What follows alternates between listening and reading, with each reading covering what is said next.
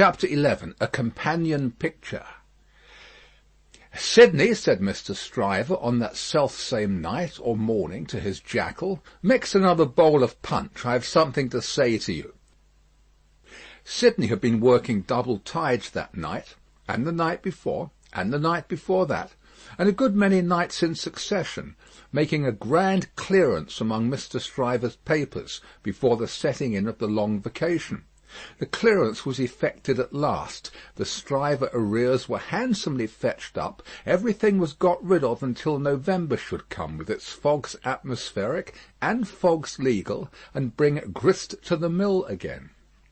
Sidney was none the livelier and none the soberer for so much application. It had taken a deal of extra wet towelling to pull him through the night. A correspondingly extra quantity of wine had preceded the towelling, and he was in a very damaged condition, as he now pulled his turban off and threw it into the basin, in which he had steeped it at intervals for the last 6 hours.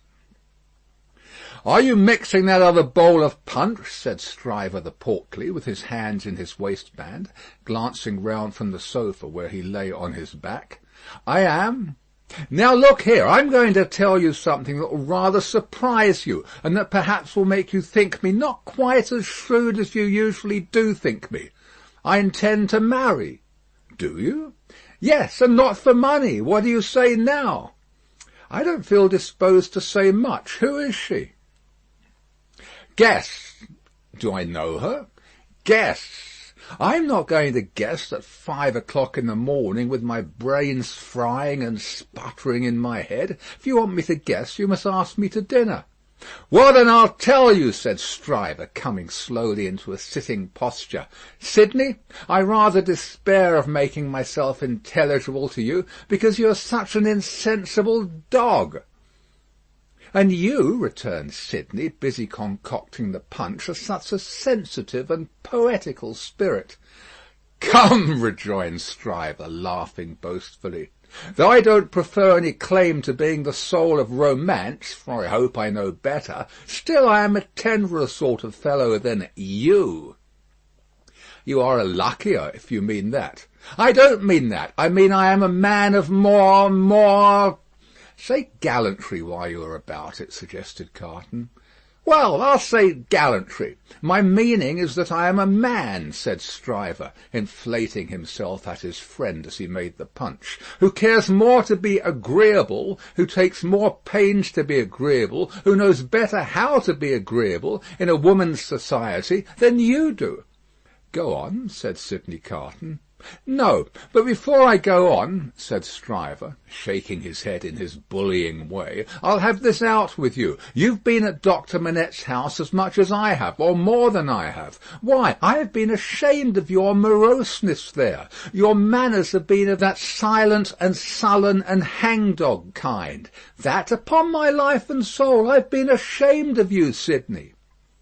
"It should be very beneficial to a man in your practice at the bar to be ashamed of anything," returned Sidney. "You ought to be much obliged to me." "You should not get off in that way," rejoined Stryver, shouldering the rejoinder at him. "No, Sidney, it is my duty to tell you, and I tell you to your face to do you good, that you are a devilish ill-conditioned fellow in that sort of society. You are a disagreeable fellow." Sidney drank a bumper of the punch he had made, and laughed. "Look at me," said Stryver, squaring himself. "I have less need to make myself agreeable than you have, being more independent in circumstances. Why do I do it?" "I never saw you do it yet," muttered Carton. "I do it because it's politic. I do it on principle, and look at me. I get on." "You don't get on with your account of your matrimonial intentions," answered Carton, with a careless air. "I wish you would keep to that. As to me, will you never understand that I am incorrigible?" He asked the question with some appearance of scorn. "You have no business to be incorrigible," was his friend's answer, delivered in no very soothing tone. "I have no business to be at all, that I know of," said Sidney Carton. "Who is the lady?" "Now, don't let my announcement of the name make you uncomfortable, Sidney," said Mr. Stryver, preparing him with ostentatious friendliness for the disclosure he was about to make, "because I know you don't mean half you say, and if you meant it all, it would be of no importance. I make this little preface because you once mentioned the young lady to me in slighting terms." "I did?" "Certainly, and in these chambers." Sidney Carton looked at his punch and looked at his complacent friend, drank his punch and looked at his complacent friend. "You made mention of the young lady as a golden-haired doll. The young lady is Miss Manette. If you had been a fellow of any sensitiveness or delicacy of feeling in that kind of way, Sidney, I might have been a little resentful of your employing such a designation. But you are not. You want that sense altogether. Therefore I am no more annoyed when I think of the expression than I should be annoyed by a man's opinion of a picture of mine, who had no eye for pictures, or of a piece of music of mine, who had no ear for music." Sidney Carton drank the punch at a great rate, drank it by bumpers, looking at his friend. "Now you know all about it, Sid," said Mr. Stryver. "I don't care about Fortune. She is a charming creature, and I have made up my mind to please myself. On the whole, I think I can afford to please myself. She will have in me a man already pretty well off, and a rapidly rising man, and a man of some distinction. It is a piece of good fortune for her, but she is worthy of good fortune. Are you astonished?" Carton, still drinking the punch, rejoined, "Why should I be astonished?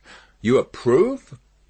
Carton, still drinking the punch, rejoined, "Why should I not approve?" "Well," said his friend Stryver, "you take it more easily than I fancied you would, and you are less mercenary on my behalf than I thought you would be. Though, to be sure, you know well enough by this time that your ancient chum is a man of a pretty strong will.